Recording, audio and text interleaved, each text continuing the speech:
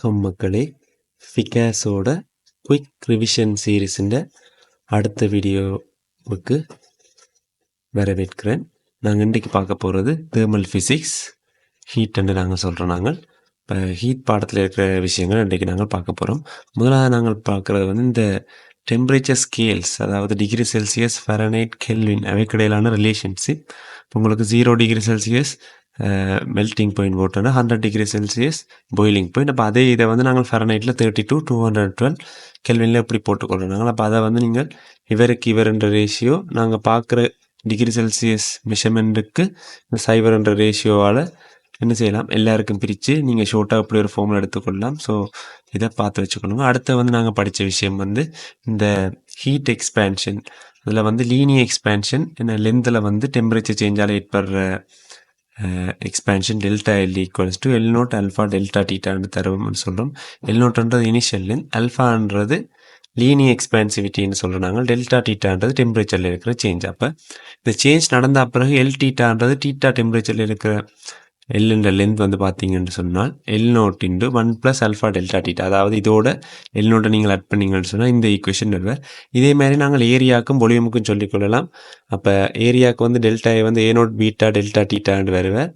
இதில் பார்த்தீங்கன்னா beta linear எக்ஸ்பேன்சிவிட்டினா 2 times ஆயிருப்பார். அதே மாதிரி வால்யூமுக்கு நாங்கள் சொல்லிக்கொள்ளலாம் வி நோட் கேமா டெல்டா டீட்டாண்டு. அதே மாதிரி வி டீட்டா ஏ டீட்டாவே நீங்கள் எழுதி கொள்ளலாம் மேலே இருக்கிற வடிவத்தை போல். இங்கே வர கேமா 3 மடங்கு லீனியர் எக்ஸ்பேன்சிவிட்டிக்கு சமனாக இருப்பார். ஏன்னா அதே மாதிரி இந்த வால்யூம் எக்ஸ்பேன்ஷன் நடக்கிறதால இந்த லிக்விடில் என்ன நடக்கும்னு சொன்னால் டென்சிட்டியில் சேஞ்ச் இருக்கும். அப்போ மேஸ் சேஞ்ச் ஆகாது, வால்யூம் சேஞ்ச் ஆகும். அப்போ டென்சிட்டி மாறும். அப்போ மேஸை நீங்கள் ஈக்குவேட் பண்ணி ரோ டீட்டாக்கான ஒரு எக்ஸ்பிரஷன் எடுக்கலாம். அப்போ rho theta is equal to உங்களுக்கு என்னென்ன வரும்னு சொன்னால் ரோ நோட்டின்கள் 1 + கேமா டெல்டா டீட்டான்னு சொல்லி வரும். அடுத்த நாங்கள் இந்த அப்பரண்ட் எக்ஸ்பேன்ஷன், அதாவது ஒரு வெசலுக்கு நாங்கள் லிக்விட் இருக்குதுன்னு சொன்னால் ஹீட்டுக்கு எக்ஸ்பேண்ட் ஆகிக்க வெசலும் எக்ஸ்பேண்ட் ஆகிறதால எங்களுக்கு இந்த எக்ஸ்பேன்ஷன் எங்களுக்கு தெரிகிற எக்ஸ்பேன்ஷன் நாங்கள் அப்பரண்ட் எக்ஸ்பேன்ஷன் சொல்கிறோம் நாங்கள். அப்போ அந்த எக்ஸ்பேன்ஷன் உண்மையான எக்ஸ்பேன்ஷனாக இருக்காதுன்னு. அப்போ உண்மையான எக்ஸ்பேன்ஷன் இந்த கேமா எக்ஸ்பேன்சிவிட்டி அப்பரண்ட் இந்த எக்ஸ்பேன்சிவிட்டி ப்ளஸ் வெசல் எக்ஸ்பேன்சிவிட்டியாக இருக்கும்னு சொல்லி நாங்கள் சொல்கிறாங்க. அப்போ இந்த விஷயத்தையும் ஒருக்கா ரிவைஸ் பண்ணி கொள்ளுங்கள். அடுத்து நாங்கள் ஐடியல் கேஸில் படிச்சினாங்க பிவி இஸ் ஈக்குவல் டு என்ஆர்டின்னு சொல்லி ஐடியல் கேஸஸுக்கு படிச்சினாங்க. இப்போ இதில் வேறு லோஸ் படிச்சிருக்கிறோம். அதாவது டெம்பரேச்சரும் மேஸும் கன்ஸ்டன்டாக இருக்க பிவி சமன் ஒரு கன்ஸ்டன்ட் பாயில்ஸ் லோன்னு சொல்கிறாங்க. அடுத்து சார்ல்ஸ் லோ 2 இருக்குது, டெம்பரேச்சருக்கும் வால்யூமுக்கும். ஏன்னா ப்ரெஷரும் மேஸும் கன்ஸ்டன்டாக இருக்க விஓடி ஒரு கன்ஸ்டன்ட். அதே நேரம் வால்யூமும் மேஸும் கன்ஸ்டன்டாக இருக்க பிஓடி ஒரு கன்ஸ்டன்ட் நாங்கள் சொல்லுவோம். அது ரெண்டும் சார்ல்ஸ் லோன்னு சொல்லி சொல்கிறாங்க. அடுத்த எங்களுக்கு ப்ரெஷரும் டெம்பரேச்சரும் கன்ஸ்டன்டாக இருக்க இந்த நம்பர் ஆஃப் மூல்ஸ் வால்யூமுக்கு ப்ரொபோர்ஷனலாக இருக்குமா. அடுத்து இந்த ஐடியல் கேஸ் லோலேருந்து இன்னொரு ஃபோமையும் நாங்கள் பார்த்து கொள்ளலாம். அதாவது பிவி சமன் என்கேடின்னு சொல்லி சொல்கிறோம். இதில் என்னன்றது நம்பர் ஆஃப் மொலிக்யூல்ஸ்ன்னு சொல்லுவோம். அது நேரம் கேன்றது நாங்கள் போல்ட்ஸ்மேன் கன்ஸ்டன்ட் சொல்கிறாங்க. போல்ட்ஸ்மேன் கன்ஸ்டன்ட்ன்றது R/N எண்ணெய்க்கு சமனாக இருக்கும். Rன்றது உங்களுக்கு தெரியும் ஐடியல் கேஸ் கன்ஸ்டன்ட், என்ஏன்றது அவகாட்ரோஸ் கன்ஸ்டன்ட்னு சொல்லி சொல்லுவோம். அடுத்த டென்சிட்டிக்கான ஒரு ஈக்குவேஷன் நாங்கள் எடுத்தோம்னு சொன்னால் இந்த ஐடியல் கேஸ் லோவில் இருந்து அது எங்களுக்கு ரோ இஸ் ஈக்குவல் டு PM/RTன்னு சொல்லி நாங்கள் படிச்சினாங்க.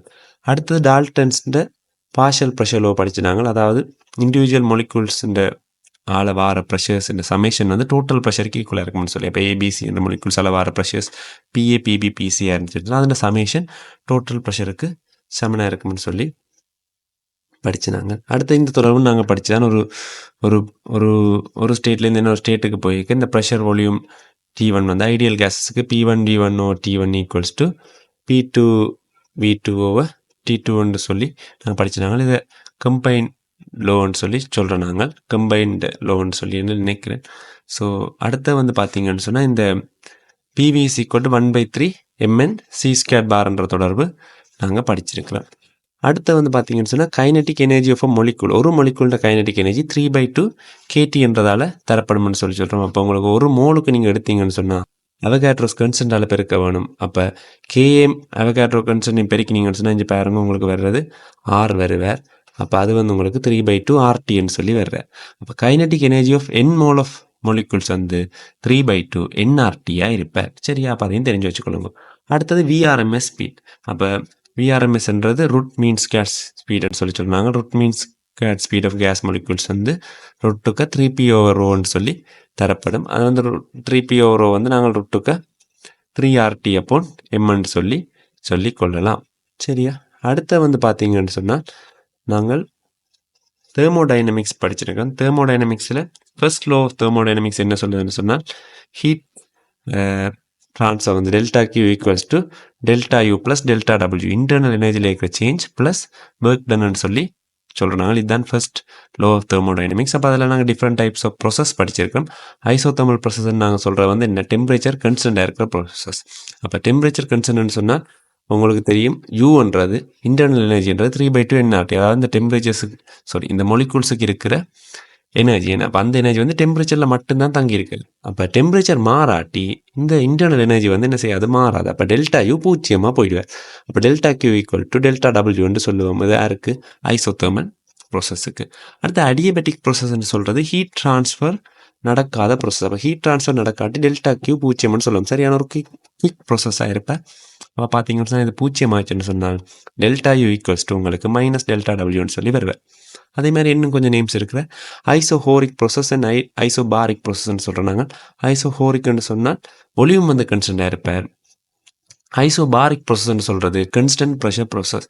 இப்போ பார்ன்னு சொல்லி நாங்கள் ப்ரெஷர் அளக்கிறதுக்கு பாவிக்கிற ஒரு யூனிட்னு சொல்லி நீங்கள் ஞாபகம் வச்சுருந்தீங்கன்னு சொன்னால் அது வந்து கன்ஸ்டன்ட் ப்ரெஷரை இருக்கிற ப்ராசஸாக இருக்க போகிறேன். சரியா? Right, okay. அடுத்த வந்து நாங்கள் இது வந்து முதலே நாங்கள் படித்த விஷயங்கள் தான். Delta q equal to ms டீட்டான்னு சொல்லி சொல்கிறாங்க. மேஸ் ஸ்பெசிஃபிக் ஹீட் கெப்பாசிட்டி டீட்டான்ற டெம்பரேச்சர். அதே மாதிரி டெல்டா கியூ வந்து சி டீட்டான்னு சொல்லி சொல்கிறாங்களா. அப்போ இது வந்து உங்களுக்கு ஒரு கலோரிமீட்டர் மாதிரியான இது இருக்குது. நீங்கள் இந்த இப்படியான ஈக்குவேஷனை பாவிச்சுக்கொள்ளுங்கள். அடுத்த டெல்டா கியூ ஹீட் ட்ரான்ஸ்ஃபர் ஆனது வந்து m into latent heat of fusion. அப்போ லட்டன் ஹீட் ஆஃப் ஃபியூஷன்ன்றது உங்களுக்கு தெரியும் ஸ்டேட் ட்ரான்ஸ்ஃபர் நடக்க ஃபியூஷன் நடக்கிறதுக்காக நாங்கள் கொடுக்குற எனர்ஜி. அப்போ எம் இன்டு எல்எஃப். அதே மாதிரி இன்னொரு ஈக்குவேஷன் இருக்குது லட்டன் ஹீட் ஆஃப் வேப்பரைசேஷன் எல்வியால் மேஸை பெருக்கி நாங்கள் என்ன செய்யலாம், அந்த வேப்பரைசேஷனுக்கு தேவையான அந்த எனர்ஜியும் நாங்கள் கண்டுகொள்ளலாம்.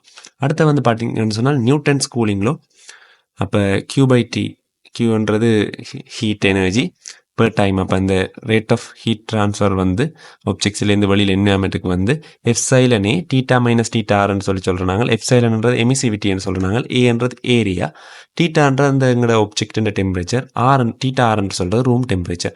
அப்போ இந்த ஹீட் குவான்டிட்டிக்கு பேரெல்லாம் நீங்கள் எம்எஸ் டீட்டான்னு போட்டுக்கொண்டீங்கன்னு சொன்னால் உங்களுக்கு டி/டியை காணலாம். அதாவது டெம்பரேச்சர் சேஞ்சின்கள் டைம்ன்ற இதை காணலாம். அப்போ உங்களுக்கு இதில் வர எம்எஸ் போய் கீழே பிரிவிடுவேன். அப்போ இப்படி ஒரு தொடர்பை நீங்கள் எடுத்துக்கொள்ளலாம். எஃப்சைலன் நீங்கள் ms into theta minus theta ஆர்ன்றதை நியூட்டன்ஸ் கூலிங்லேருந்து எடுத்துக்கொள்ளலாம். அடுத்த வந்து பார்த்தீங்கன்னு சொன்னால் நாங்கள் படித்த விஷயம் இந்த ஹியூமிடிட்டி படிச்சினாங்க. ஹியூமிடிட்டியில் ஃபர்ஸ்ட் விஷயம் வந்து அப்சல்யூட் ஹியூமிடிட்டின்னு சொல்கிறாங்க. அப்சல்யூட் ஹியூமிடிட்டின்றது என்ன, அந்த ஒரு குறிப்பிட்ட வால்யூமில் எவ்வளவுக்கு வாட்டர் மாலிக்யூல்ஸோட மேஸ் இருக்கிறார். அப்போ அதை டிரெக்டாக நாங்கள் சொன்னோம்னு சொன்னாலும் என்ன 10 கிலோகிராம் பெர் மீட்டர் கியூப் அப்படின்னு சொல்லி நாங்கள் சொல்கிறது தான் அப்சல்யூட் ஹியூமிடிட்டின்னு சொல்லுவோம். ரிலேட்டிவ் ஹியூமிடிட்டின்னா என்ன, அதில் இருக்கக்கூடிய அளவில் எவ்வளவு இருக்கிறாருன்னு சொல்லி நாங்கள் என்ன பெர்சன்டேஜில் கலைக்கிறதா ரிலேட்டிவ் ஹியூமிடிட்டி. அதில் முதலாவது விஷயம் பார்த்தீங்கன்னு சொன்னால் ஸ்மால் எம்மின்கள் கேபிட்டல் எம் இன்டு 100%. கேபிட்டல் எம்னு சொல்கிறது என்ன, அந்த இடத்துல வந்து இருக்கக்கூடிய மாலிக்யூல்ஸுன்ற எண்ணிக்கை கேபிட்டல் எம்னு சொல்லுவோம். இருக்கிறதுன்ற மேஸ் வந்து ஸ்மால் எம்னு சொல்லுவோம். இருக்கக்கூடியதுன்ற கேபிட்டல் எம் சொன்னோம்னு சொன்னால் இப்போ எம்மின்கள் எம் 100% ரிலேட்டிவ் ஹியூமிடிட்டியாக இருப்பார். அப்போ அதே மாதிரி ரிலேட்டிவ் ஹியூமிடிட்டி இன்னொரு வகையில் ப்ரெஷர்ஸில் சொல்லலாம். அதாவது இந்த இருக்கக்கூடிய மேஸ் உள்ள மொலிக்யூல்ஸ், அதாவது சச்சுரேட்டட் இதில் வந்து வரக்கூடிய ப்ரெஷர், சச்சுரேட் ஆகியிருக்கேன், அதாவது ஃபுல்லாக மொலிக்யூல்ஸ் இருக்கேக்க வரக்கூடிய ப்ரெஷரும் இப்போ வந்து இருக்கிற மொலிக்யூல்ஸால் வர ப்ரெஷர் இன்டு 100% சொல்லி கொள்ளலாம். சரியா? அப்போ இந்த கேபிட்டல் எம் வந்து பார்த்தீங்கன்னு சொன்னால் நாங்கள் சொல்கிறாங்க ஒன்று டெம்பரேச்சர் கூடினாருன்னு சொன்னால் இந்த கேபிட்டல் எம் கூடுவாரன்னு சொல்கிறாங்க. எல்லாட்டி வால்யூம் வந்து நீங்கள் என்ன செய்யணும், இந்த கேபிட்டல் எம் கூட்டுறதுக்கு வால்யூமை வந்து இன்க்ரீஸ் பண்ணால் தான் இவர் கூடுவார். அடுத்த ரிலேட்டிவ் ஹியூமிடிட்டிக்கு இன்னொரு ஈக்குவேஷன் இருக்கிறார். Saturated vapour pressure at dew point over saturated vapour pressure at room temperature into 100% சொல்கிறாங்க. Saturated vapour pressure at dew point அவங்களுக்கு தெரியும். டியூ பாயிண்ட்ன்றது வந்து என்ன, இப்போ இருக்கிற ஆக்சுவலாக இருக்கிற மொலிகூல்ஸுன்ற அளவு அந்த டெம்பரேச்சர் நாங்கள் குறைச்சி கொண்டு போய் என்ன அது வந்து டியூவாக மாறுற டைமு தான் நாங்கள் டியூ பாயிண்ட்ன்றோம். அப்போக்க சச்சுரேட்டட் வேப்பர் ப்ரெஷர்ன்றது ஆக்சுவலாக வந்து என்ன இந்த ப்ரெஷரை வந்து எங்களுக்கு தரக்கூடிய மாதிரி இருப்பேன். அடுத்த சச்சுரேட்டட் வேப்பர் ப்ரெஷர் ரூம் டெம்பரேச்சர்ன்றது இந்த ப்ரெஷர் வாரதால் இந்த ஈக்குவேஷனும் வந்து நாங்கள் பாவிச்சு கொள்ளலாம். இந்த 100% ரிலேட்டிவ் ஹியூமிடிட்டின்னு சொல்கிறோம். அடுத்த தொடர்பு பார்த்தீங்கன்னு சொன்னால் ஒரு கண்டக்ஷனில் வந்து ஹீட் ட்ரான்ஸ்ஃபர் வந்து Q/T இருந்துச்சுன்னு சொன்னால் அது KA θH - θL என்கள் எல் என்றால் தரப்படும். இப்போ இதில் வந்து உங்களுக்கு கே என்றது கண்டக்டிவிட்டின்னு நாங்கள் சொல்கிறாங்க. ஏ என்றது ஏரியா, எல் என்றது இந்த லென்த்ன்றது, டீட்டா ஹெச் மைனஸ் டீட்டாலன்னு சொன்னால் ஒரு ஹை டெம்பரேச்சர்லேருந்து லோ டெம்பரேச்சர் வந்து இந்த ஹீட் ட்ரான்ஸ்ஃபர் வந்து நடக்கப்போகுதுன்னு சொல்கிறாங்க. அப்போ வேறு வேறு கண்டக்டிவிட்டி இருக்கிற நாங்கள் மெட்டீரியல்ஸை வந்து ஒன்றுக்கு பின்னால் ஒன்று இப்படி சீரியஸாக வைக்க வர ரிசல்டன் கண்டக்டிவிட்டி வந்து நாங்கள் 1 ஓகே = 1 ஓகே 1 + 1 ஓகே 2 சொல்லி காணலாம். அப்போ ஒன்றுக்கு பின்னால் ஒன்று இருந்துச்சுன்னு சொன்னால் உங்களுக்கு அந்த கண்டக்டிவிட்டி குறைவார். அப்போ இப்படி ஒரு இதில் நாங்கள் காண்றோம். பக்கத்தில் நாங்கள் வச்சு ஹீட் ட்ரான்ஸ்ஃபர் செய்ய விட்டோம்னு சொன்னாலே என்ன K1 K2 இதுக்காலையும் போலாம்ன்ற மாதிரி நீங்கள் யோசிச்சிங்கன்னு சொன்னால் என்ன கூட கண்டக்டிவிட்டி வரப்போகுது. அப்போ K = K1 + K2. ஸோ இவ்வளோ தான் தெர்மல் ஃபிசிக்ஸ் ஹீட்டுக்கான ஷார்ட் ரிவிஷன் வீடியோ. நாங்கள் அடுத்த வீடியோவில் சந்திப்போம்.